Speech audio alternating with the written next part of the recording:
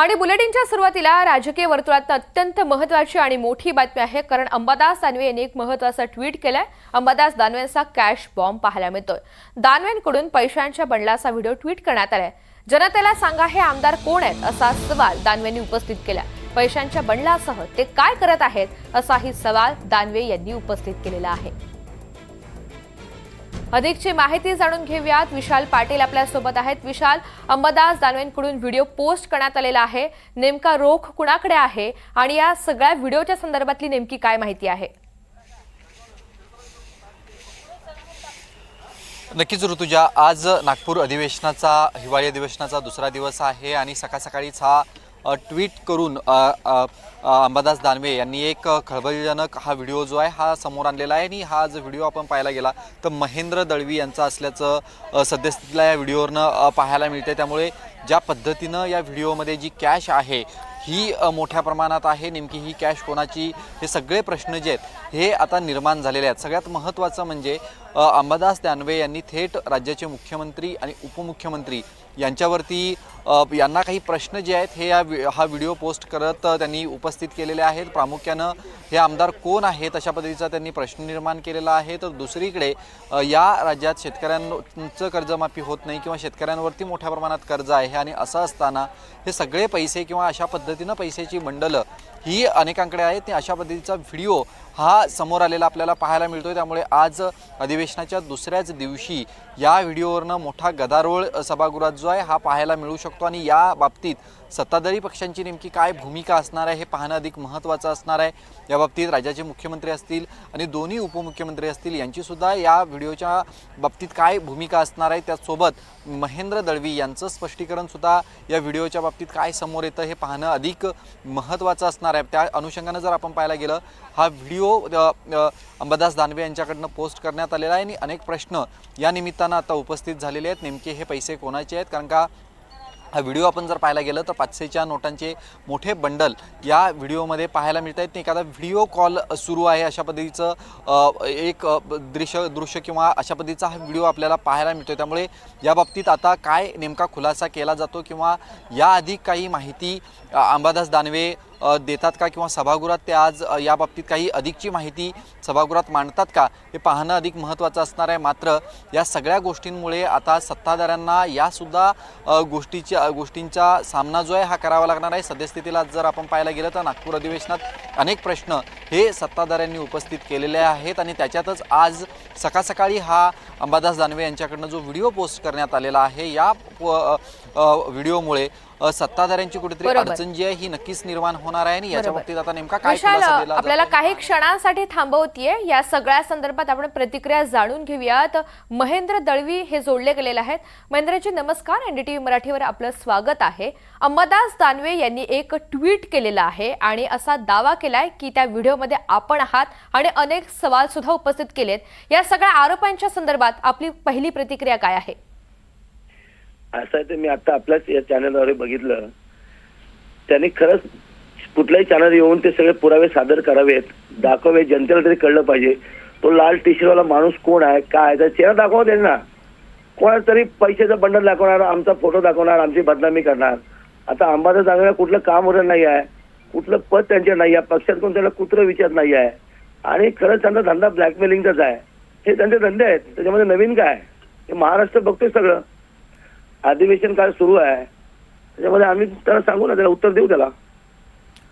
महेंद्रजी, मात्र या व्हिडिओमध्ये आपणच आहात का? हा आपला व्हिडिओ आहे?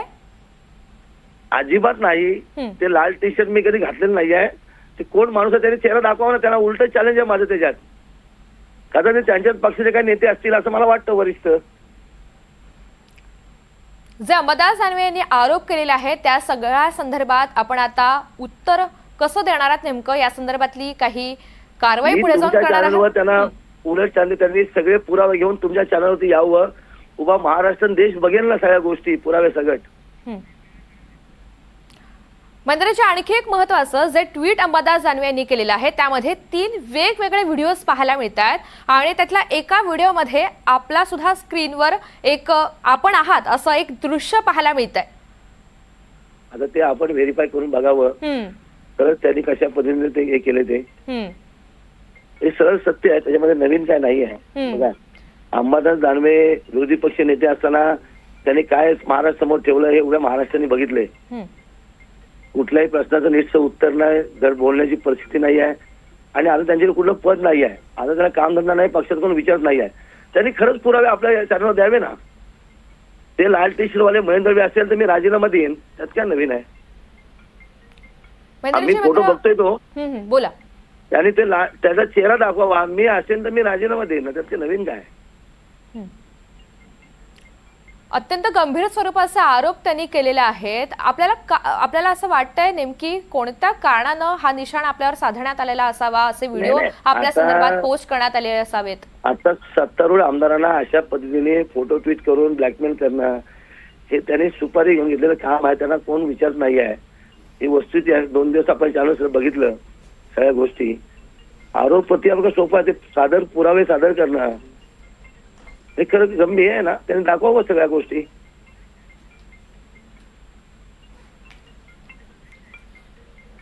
आपण नेमकं काय आव्हान देऊ इच्छिता अंबादास दानवेंना?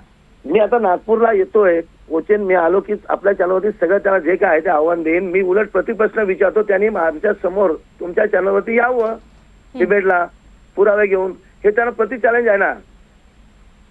असं ट्विट करून कोणाची बदनामी करणं हा त्यांचा धंदाच आहे, त्याच्यामध्ये काय नवीन नाही. आणि आम्ही उलटा प्रश्न, कोण अंबादास दानवे असा उलटा प्रश्न विचारतो. महेंद्रजी, या सगळ्या संदर्भात आपण आपली भूमिका स्पष्ट केली आणि प्रतिक्रिया व्यक्त केली, त्यासाठी धन्यवाद.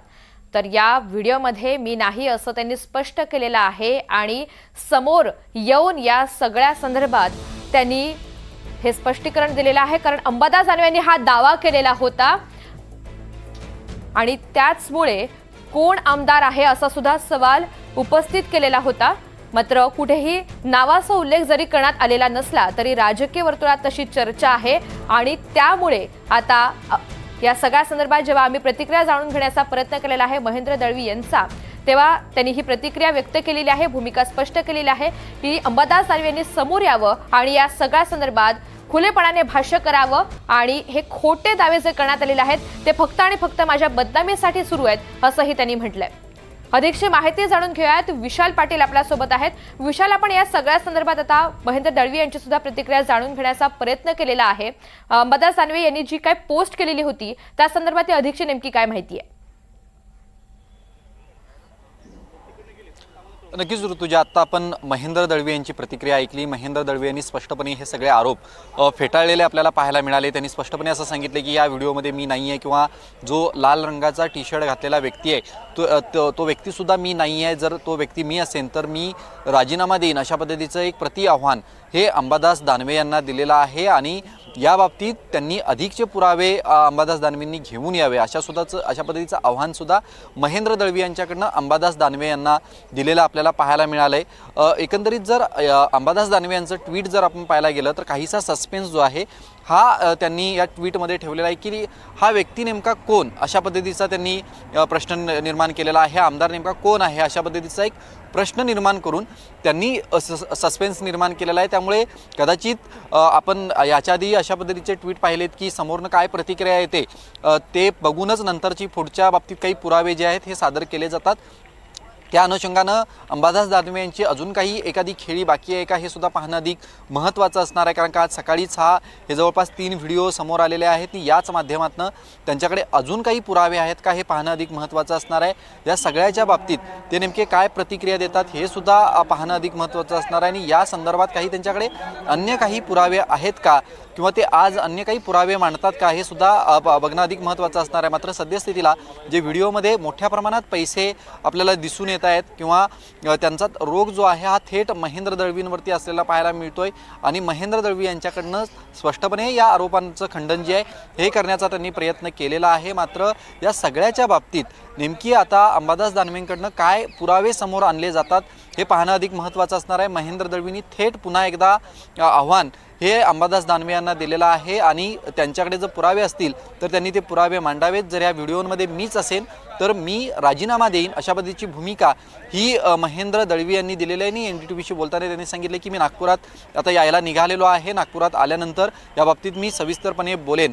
मात्र या प्रकरणाचे आज सभागृहात पडसाद उमटण्याची दाट शक्यता आहे. याच्यावरनं गदारोळ जो आहे हा होऊ शकतो, कारण का सत्ताधारी पक्षांना कोंडीत पकडलं जाऊ शकतं. या व्हिडिओच्या बाबतीत उत्तरं द्या अशा पद्धतीची सुद्धा माहिती जी आहे किंवा अशा पद्धतीचा आग्रह हा विरोधक धरू शकतात. मात्र सगळ्यात महत्त्वाचं म्हणजे अंबादास दानवे यांनी जरी आत्ता ट्विट केलं असलं, अनेक गोष्टी त्यांनी या ट्विटच्या माध्यमातून सस्पेन्स ठेवलेल्या आहेत. त्यामुळे सभागृहात ते काही वेगळ्या पद्धतीची माहिती देतात का, किंवा सभागृहात हे नेमकं प्रकरण काय, ही नेमकी कॅश कोणाची आहे, ही कॅश त्यांच्याकडे कशा माध्यमातून आलेली आहे, किंवा ह्या कॅशच्या बाबतीत ते कोणाशी बोलतायत, ही माहिती ते आज सभागृहात मांडतात का हे पाहणं महत्त्वाचं असणार आहे. आणि विशाल, काही क्षणांसाठी थांबवते. या सगळ्या संदर्भात आपण राजकीय प्रतिक्रिया जाणून घेणार आहोत.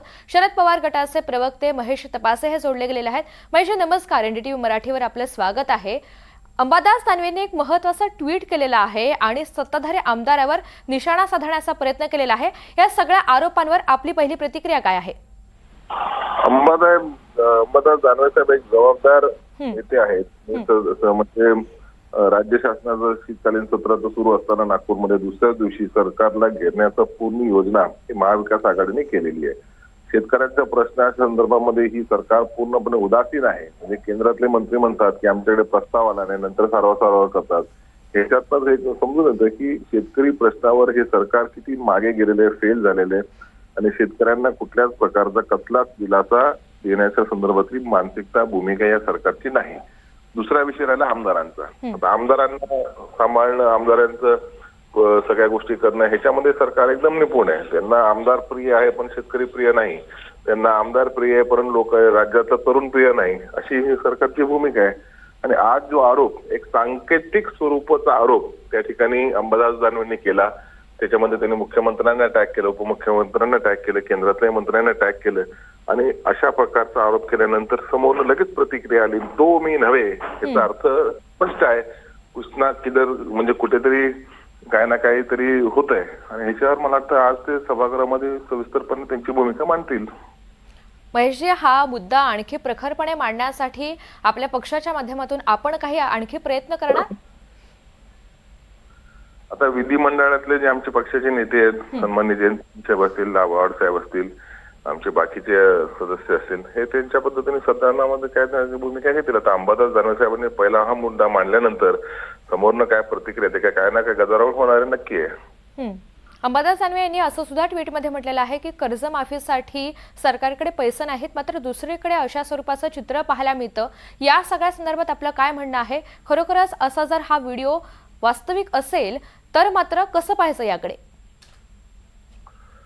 सरकारकडे पैसे नाही असं म्हणता येणार नाही. सरकारला निवडणुकीसाठी पैसे आहेत, निवडणुकामध्ये मतं विकत घेण्यासाठी किंवा प्रलोभन देण्यासाठी पैसे आहेत. परंतु जो कष्टकरी शेतकरी आहे, जो आत्महत्या करतोय, ज्याला पिकांमध्ये नुकसान होतंय, ज्याला पीक विमा मिळत नाही, त्याचे पीक विम्याचे पैसे अगदी 10-20 रुपयाच्या स्वरूपात मिळतात, त्याच्या मागे उभं राहण्याच्या संदर्भातलं सरकारचं धोरणच नाही. पैसे उभं जर धोरण असेल तर पैसे उभे करता येतात आणि त्याला आम्ही समर्थन देखील करू. महाराष्ट्राच्या शेतकऱ्याच्या संदर्भात एखादी भूमिका जर राज्य शासनाने घेतली तर त्याला आम्ही विरोधी पक्ष म्हणून पण मदत करू. परंतु तसे भूमिकाच नाही, तसं धोरणच नाही. तर त्या शेतकऱ्याची कर्जमाफी करण्याची मानसिकता नाही. पण हाच जर कुठला मोठा व्यापारी असता, 2-4 लाख कोटीचं त्याचं जर काय असतं तर सरकारने नक्कीच त्याचं कर्ज माफ केलं असतं. परंतु हजारो लाखो शेतकरी या ठिकाणी आतापर्यंत आत्महत्याच्या दिशेने गेले, त्यांच्या संदर्भातली कुठलीच भूमिका सरकार घेत नाही. ते शोकांतिक आहे ती.